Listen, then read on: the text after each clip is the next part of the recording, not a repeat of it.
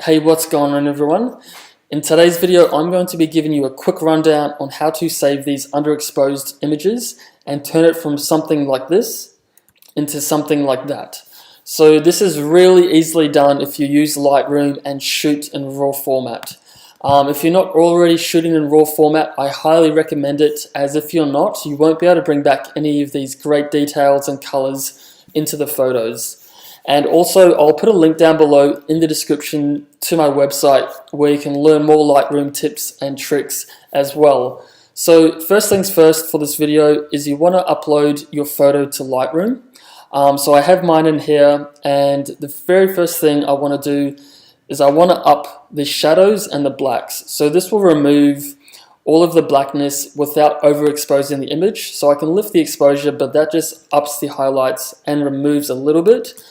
So what I want to do is I want to lift the shadows, and then I'll also want to lift the blacks. And you can tell just by those two adjustments, I've brought back so much information and detail and color into this photo, and it's pretty mind-blowing when you look at the difference, what you can actually retrieve from these images. So these are pretty much the main two steps to bringing back a photo to life, and from there I can adjust the highlights, the clarity, the vibrance, and adjust the S-curve, which I'll go ahead and do now. So I'll bring up the highlights just a touch, just to bring a bit more vibrancy into the photo. I'll play around with the exposure just a tad, and I'll bring the warmness up just a bit, as this is shot just as the sun's about to go down. I'll drop the exposure just a little bit, and I'll leave the clarity as is. Because when you bring up the shadows and the blacks, you do bring in quite a bit of noise, which I'll try and reduce a bit later on in the video. But if I bring in the clarity, as you can tell there, it does start to diminish the quality of the image. So I'll leave that as is. I'll bring up the vibrancy just a little bit, and I'll bring up the saturation to bring out these really nice earthy tones as well. Maybe even just drop just a little bit more. So I'll go down and I'll put in an S-curve, which I pretty much do for all of my images. Just bring it up a little bit. And I'll just lift this up, which adds like almost just a nice fade effect, which is quite popular at the moment.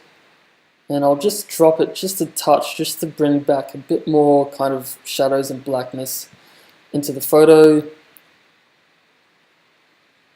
And I'll lift this one a little bit, and then I'll drop that as well, to bring that back a little bit more contrast. For the saturation and hue, I'm pretty happy with how it is at the moment, so I'll leave all that. Split toning, that's fine, I won't get too tricky with that. And for the sharpening, I'll actually drop that all the way down, because that will just reduce the noise. So you can just tell, it just reduces it just a tad. And for the noise reduction, I'll bring it up just a little bit, just below 20. And then when I zoom in, you can tell that that noise is starting to go. And even if you were to print this photo or put it as a wallpaper, you're not going to really tell that noise anyway.